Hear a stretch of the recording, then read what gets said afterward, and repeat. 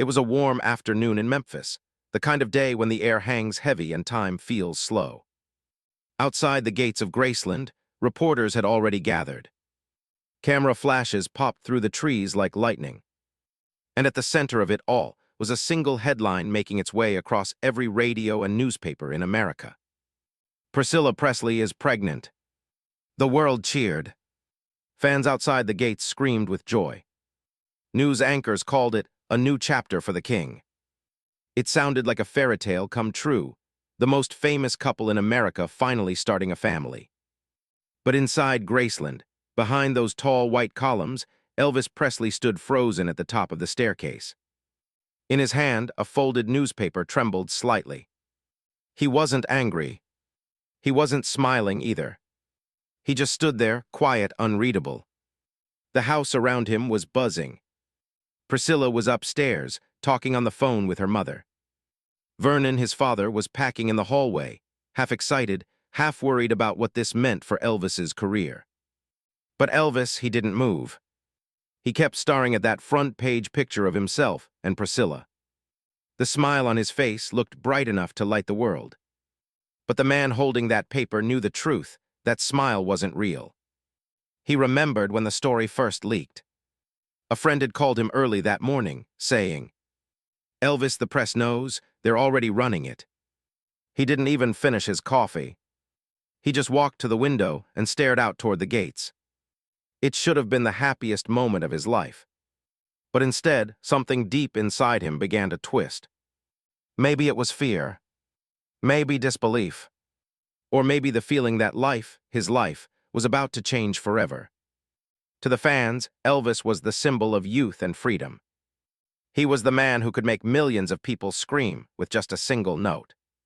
But now, the boy from Tupelo who once dreamed of a simple life was about to become a father, a role that didn't fit easily into the glitter and noise of fame.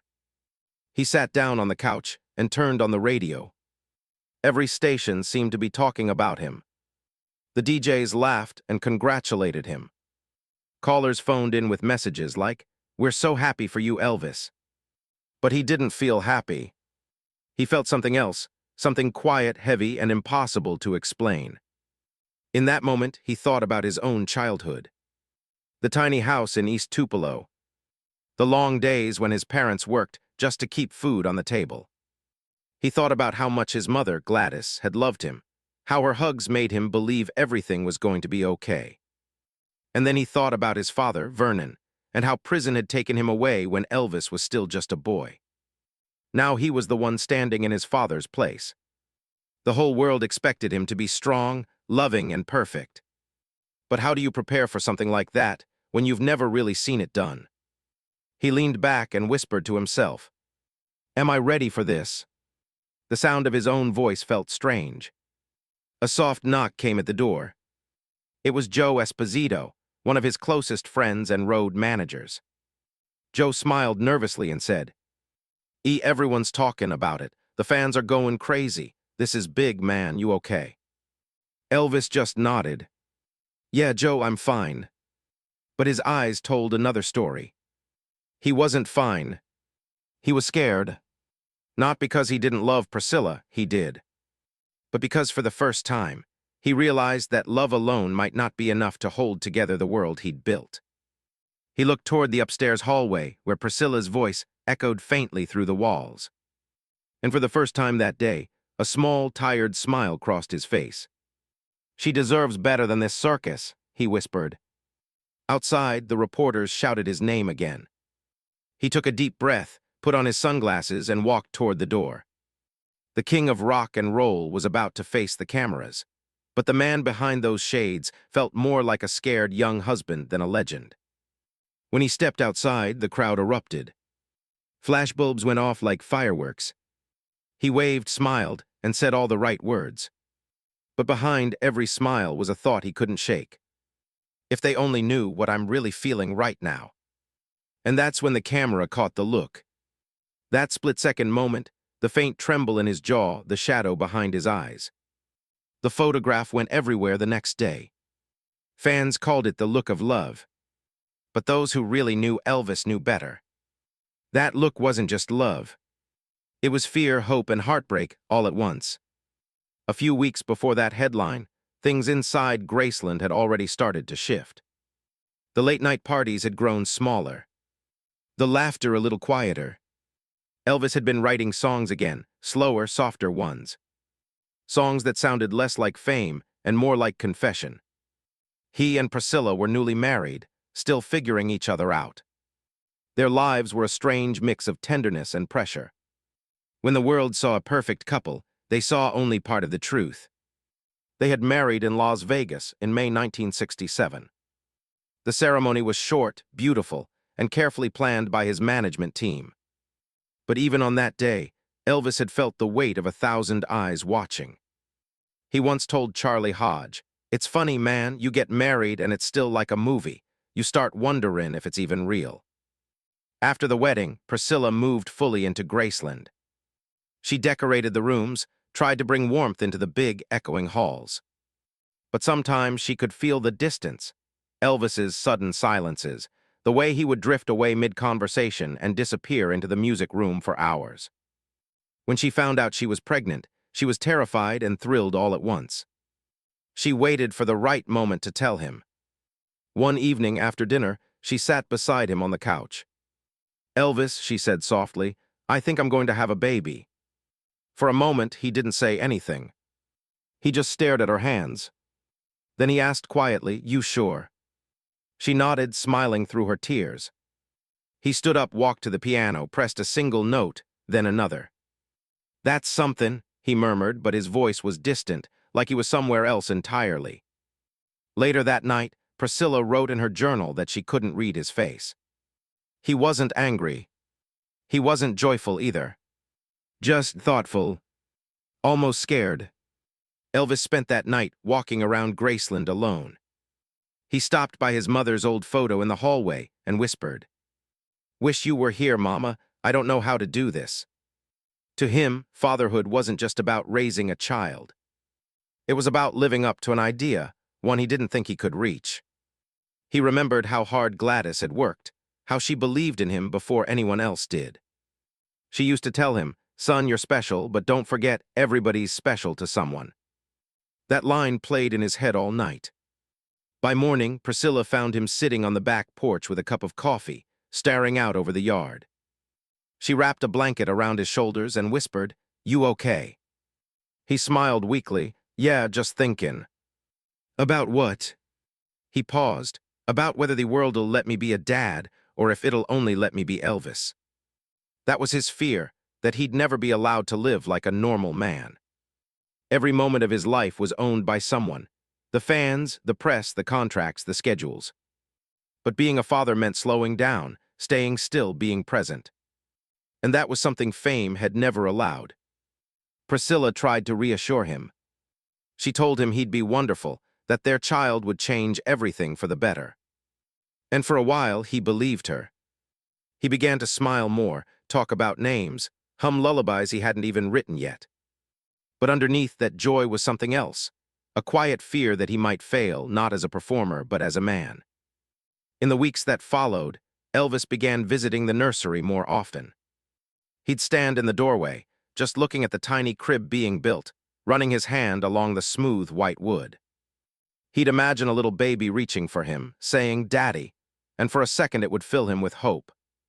But then reality would crash in. Tour schedules, recording sessions, film commitments, the same endless cycle that had already taken pieces of his soul. He began wondering if his child would even know him, or just know the legend everyone else talked about. One night, sitting with Red West in the music room, he admitted it out loud. "I want to be there for that kid, Red. I just don't know if I can." Red looked at him, confused. "What do you mean, you got all the money in the world, E?" Elvis shook his head. "Money ain't time, and time, what kids remember." That single line said everything. Elvis Presley could command the attention of millions, but in that moment, he just wanted to be one thing, a father who didn't miss the little moments. When Priscilla walked in later that night, she saw him asleep on the couch, the radio still playing softly. It was one of his own songs, "Love Me Tender." She sat beside him and rested her hand on his chest, whispering, "You'll be a great dad, Elvis." And for the first time in days, his face softened. Maybe he believed it. Or maybe he just wanted to. As the sun began to rise over Graceland, he opened his eyes and whispered to himself, "This changes everything." He didn't know how right he was. Because that pregnancy wasn't just the start of a new life. It was the beginning of the most complicated chapter of his own. Days passed after Priscilla's announcement. The excitement outside Graceland kept growing. Fans sent flowers. Newspapers wrote about the perfect American couple. But inside those gates, something invisible had changed. Elvis was quieter than usual. He'd sit at the piano late at night, pressing soft notes, not finishing any song. Sometimes he'd hum "Love Me Tender," then stop halfway and stare at nothing. Priscilla tried to pull him back. She'd bring him tea, sit beside him, touch his arm, and whisper, "Elvis, you okay?" He'd smile and say, "Just tired, honey." But she could see it, that distant look in his eyes. It wasn't coldness. It was fear. The kind that makes a man question if he deserves the love he's given. One evening, the two of them sat in the living room. The radio was playing softly. The air smelled of rain. Priscilla leaned over, resting her head on his shoulder. "Everyone's so happy for us," she said. Elvis nodded slowly. "Yeah, everyone but me." The words slipped out before he could stop them. Priscilla looked up. "What do you mean?" He hesitated. "I mean, I don't know how to be somebody's daddy, Scylla. I don't even know if I can do it right." She took his hand. "You'll learn, we'll learn together." He looked at her then, his blue eyes full of sadness and love. "I'm scared," he said simply. "Not of the baby, just of myself." She didn't answer, she just held his hand tighter. That was the moment she realized something deep. Elvis wasn't just afraid of fatherhood. He was afraid of losing himself. Fame had already taken pieces of him. Every show, every headline, every late-night schedule had eaten away at the boy who once sang in church with his mama. And now, the thought of being responsible for another life, one that needed him, felt like a weight he didn't know how to carry. His friends noticed it too. In the studio, he seemed distracted. He'd record a line, then fall silent, staring at the floor. Once a bandmate asked, "You all right, E?" Elvis just said, "Yeah, just thinking about how fast life moves, man. You blink and it's gone." That line stayed with everyone in the room. At night, he'd walk through the halls of Graceland barefoot, past the gold records and trophies. He'd stop at the window and whisper to himself, "All this, and I still don't feel ready." Sometimes he'd go up to the nursery that Priscilla was preparing. He'd touch the tiny baby clothes folded neatly on the chair. And every time he did, he'd smile for a second and then look away, almost guilty. Priscilla wanted him to talk about it, but she also knew he needed time. She could feel the distance between them growing. Love was there, but something else was too: silence. One night after dinner, they had a quiet argument. She asked him to spend less time in the studio and more time at home. He said he had responsibilities. She said, "Your biggest one is right here." He didn't respond. He just walked out to the porch and stood in the dark for almost an hour. When he came back, his eyes were red. He kissed her forehead and said, "I ain't mad, Scylla. I just don't know how to slow down." That night marked a turning point, the first crack in the dream they had built. From the outside, they were perfect. But inside, they were drifting. And deep down, both of them knew. The baby that was meant to bring them closer might be the very thing that changed everything forever. Months went by. Priscilla's belly grew, and so did the attention. Magazines called her America's favorite expecting wife. Every photo looked flawless, Elvis smiling, his arm around her, the golden couple of Graceland. But behind those pictures, life was getting harder. Elvis's schedule was brutal. Movies, interviews, tour. His managers wanted to keep him shining in public, no matter what was happening at home. Every time Priscilla asked for quiet nights together, another phone call came, another contract signed. He started sleeping later, sometimes not coming to bed until dawn.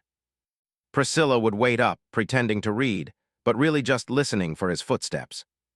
When she'd finally hear him come in, she'd say, "Did you eat?" He'd answer softly, "Yeah, don't worry." Then he'd collapse into bed, too tired to talk. The house felt bigger than ever. Too big for two people who hardly saw each other. Priscilla began writing letters she never sent. Letters about feeling invisible, about missing the man who once sang her lullabies when she couldn't sleep. She still loved him, but she was starting to wonder if love could survive the noise surrounding them. Elvis noticed it too. He could feel her slipping away, even when she was sitting right next to him. He'd try to joke around, tease her gently, play old records. But her smile didn't reach her eyes anymore. The pressure was unbearable.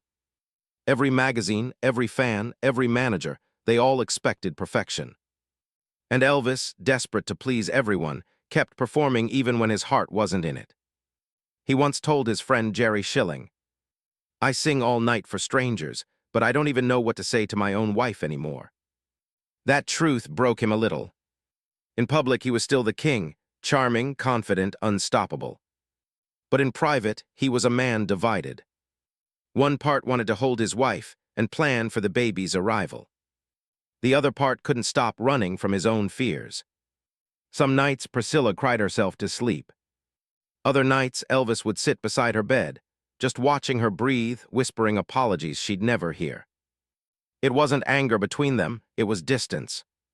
A soft, growing distance that neither knew how to close. When friends came to visit, they pretended everything was fine. Priscilla would serve coffee and laugh politely. Elvis would tell stories from the studio. But when everyone left, the silence returned like a ghost that refused to leave. One evening, Elvis sat at the piano while Priscilla folded baby clothes nearby.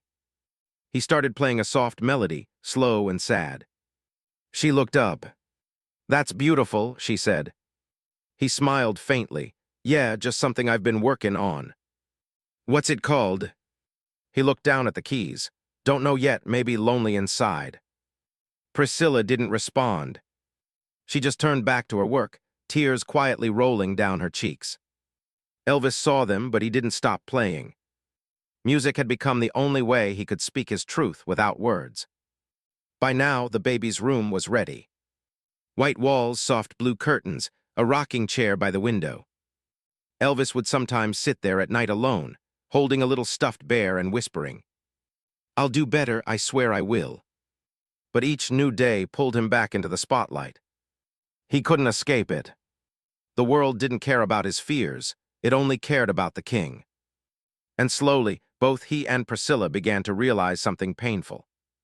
Their love story, the one millions admired, was starting to fade under the weight of fame, expectation, and silence. The tension inside Graceland was no longer just emotional. It was physical, like the walls themselves were listening, holding all the words they couldn't say out loud. Then one morning, Priscilla found a note on the piano. It said only 5 words. "I'll make it right, promise." He'd gone to Lowe's Angels for a short recording session. But this time, as she stood alone in that empty house, she wasn't sure if right meant together or apart. That was the moment she realized the real storm wasn't outside Graceland. It was already inside. And when Elvis returned, the man who walked through those doors wasn't the same one who'd left. Something in him had changed. He'd seen something, felt something, and it was only a matter of time before that truth came out. It was early morning, February 1st, 1968. The sun hadn't fully risen over Memphis yet. The sky was gray and soft. Inside the Baptist Memorial Hospital, a nurse whispered, "She's here, it's time." Priscilla was already in labor. Her hands gripped the sheets, her face pale but determined. She kept asking, "Where, Elvis?" Down the hallway, Elvis paced nervously. His head was down, his fingers tapping against the wall. He'd faced screaming crowds and flashing lights. But this was different. This wasn't a concert. This was life itself. When the nurse called his name, he froze. Then he walked in, slow, quiet, almost like he was afraid to breathe. Minutes felt like hours. And then the sound. A tiny cry. High, soft, and pure, Lisa Marie Presley was born. 6 pounds, 15 ounces. Perfect. Elvis looked at her, his eyes wide and shining. He didn't speak. He just stared, as if the whole world had stopped turning. For the first time in years, he wasn't the king. He wasn't a celebrity, or a headline, or a product. He was just a man, standing beside the woman he loved, watching his daughter take her first breath. He whispered, "She's beautiful." Priscilla smiled weakly through her tears. "She's yours, Elvis." He reached out, his hands trembling, and held the tiny baby in his arms. She was warm, fragile, real. And in that moment, something inside him broke and healed at the same time. He felt proud. He felt scared. He felt everything all at once. The nurse said softly, "Would you like to feed her, Mr. Presley?" He shook his head gently, smiling. "Not yet, I just want to look at her." And that's what he did. For a long time. Just looked. Later that day, outside the hospital, hundreds of fans waited for news. When Elvis finally stepped out, holding a cigar and wearing dark glasses, they cheered louder than they ever had before. He waved and smiled, saying, "Little girl's healthy, and she's got my eyes." But when the cameras flashed, something flickered across his face. That same look, the one from the newspaper months earlier. A mixture of joy and fear. The world saw happiness. But behind the smile, Elvis knew everything was about to change forever. Back at Graceland, a new kind of silence filled the halls. Not the cold silence of loneliness, but the fragile quiet of new life. Priscilla stayed home with the baby, while Elvis tried to balance his new role with the old one. He'd come home late, tired, whispering so he wouldn't wake Lisa. He'd tiptoe into the nursery, kneel beside the crib, and just watch her breathe. Sometimes he'd hum softly, half lullaby, half prayer. "Love me tender, love me true." It became their secret song. A father singing to the only person who didn't care about his fame. But even in that peace, the storm kept brewing. The phone never stopped ringing. Managers demanded new tour. Producers wanted movies. And Elvis couldn't say no. He never knew how. One night he came home past midnight. Priscilla was awake, sitting by the window with the baby in her arms. "She was crying for you," she said quietly. He froze. "For me?" She nodded. "She hears your voice on the records. I think she knows it." He smiled, but it broke him a little too, because he realized that his daughter might grow up knowing his voice, but not his presence. That night, he promised himself he'd change things. He'd be around more. He'd say no to the endless tour. He'd choose family over fame. But the next morning, his manager called with an offer he couldn't refuse. And just like that, he was gone again. On the flight to Los Angeles, he looked out the window, thinking about the tiny face he'd left behind. He whispered, "I'll make it right, I swear." But deep down, he knew he was crossing a line he couldn't uncross. The point of no return. Because from that day on, every time he stepped on stage, he wasn't just singing to his fans. He was singing to the little girl who'd changed his world. The years that followed were both beautiful and painful.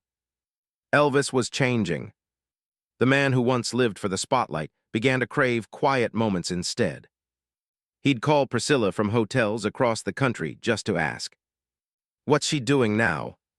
"She's sleeping," Priscilla would say. And he'd smile through the phone, tell her daddy loves her. Sometimes he'd send boxes of toys and letters. One of them said, "Every time I sing, I'm thinking of you, little one." When he was home, he'd take Lisa Marie for walks around Graceland. They feed the horses together, her tiny hand gripping his finger as she giggled. Those were the moments he lived for. But they were rare, too rare. The fame machine never stopped. The 1968 comeback special was on the horizon. The world wanted the old Elvis back. The rebel, the rock star, the unstoppable energy. But what they didn't know was that the old Elvis was gone. The man on that stage was reborn, not as a star, but as a father, a seeker, a man who'd finally understood what love costs. He poured all of that emotion into his music. When he sang If I Can Dream, the crowd heard power, but what he felt was longing, a desperate wish for peace, for meaning, for family. Priscilla saw the change too. He was softer now, more emotional. Sometimes during dinner, he'd stop talking and say, "You ever think about how short it all is?" She'd nod, not knowing what to say. He'd look at his reflection in the glass and whisper, "I just want her to be proud of me someday." The king of rock and roll, a man who once ruled the world, was now ruled by the love of a child. But with that love came pain, because the more he cared, the more he feared losing it. He tried to slow down, tried to stay home more, but fame doesn't let go that easily. The shows grew bigger, the travel longer, and the loneliness heavier. In the quiet of hotel rooms, he'd listen to recordings of Lisa Marie's laughter that Priscilla sent him. He'd close his eyes and imagine he was home. One night, his bodyguard found him sitting on the floor, holding one of her photos. "You all right, boss?" Elvis smiled weakly. "Yeah, just thinking how small she used to be." He paused. "Guess I missed a lot, huh?" There was no answer, just silence. But even as the world spun faster, something inside Elvis slowed down. He began to pray more. He read the Bible at night. He talked about grace, forgiveness, second chances. He'd tell friends, "I used to think being loved was the goal. Now I think it's learning how to love back." That was the heart of his transformation. He wasn't trying to be the king anymore. He was trying to be human, to find peace, even for a moment, in a world that never stopped pulling at him. In his later concerts, fans said his voice sounded different. More soulful, more emotional, like every word carried the weight of everything he'd lived through. And maybe it did, because by then he had learned that fame fades, but love leaves echoes that never die. When he sang Can't Help Falling in Love, it wasn't just a song. It was a prayer, a message to the little girl who'd unknowingly changed his soul. Every night before he went on stage, he'd touch the small locket he wore under his jumpsuit. Inside it, a photo of Lisa Marie as a baby. He'd whisper, "This one's for you, darlin'." And then he'd step into the light, not as a legend, but as a father trying to keep his promise. To make her proud. That was the real comeback. Not on television, not in music, but in his heart. Years passed. The cameras dimmed, the crowds got quieter, and the headlines moved on. But one photograph never faded. Elvis on the Graceland staircase, holding that newspaper the day the world learned Priscilla was pregnant. That moment frozen in time. His face, half smile, half something else. People still looked at it and said, his face said it all. Lisa Marie grew older. Graceland changed with her laughter echoing through its halls. Sometimes she'd sit on the piano bench, swinging her small legs, watching her father play. He'd grin and say, "You like that, darlin'?" She'd nod, "Play the one about love again." And he would. Because love, real, human, imperfect love, was the song that never left him. When she turned 5, he gave her a tiny gold bracelet. Inside it was engraved, "Daddy's heart." By then, the years of touring and performing had begun to wear on him. His body was tired. His eyes carried both wonder and sorrow. But when Lisa ran into his arms, everything else disappeared. Priscilla often said later that the moments between father and daughter were when she saw the real Elvis. Not the superstar, not the myth, but the boy from Tupelo who just wanted to be loved. He'd sit her on his knee and tell her stories about his mama. She was an angel baby, the kind that never stops watching over you. Lisa would smile, not fully understanding, but feeling that warmth anyway. Those quiet moments became his refuge. When the spotlight felt too bright, when the fame felt too heavy, he'd close his eyes and think of her laughter. Sometimes, after a long concert, He'd return to his hotel room, exhausted, and call home. If she was asleep, he'd ask the nanny. Put the phone near her ear. Then he'd whisper softly, "Daddy loves you, Peanut, dream sweet."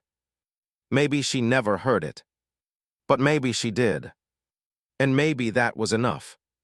By the mid-70s, Elvis had grown quieter, gentler. He spent more time at Graceland.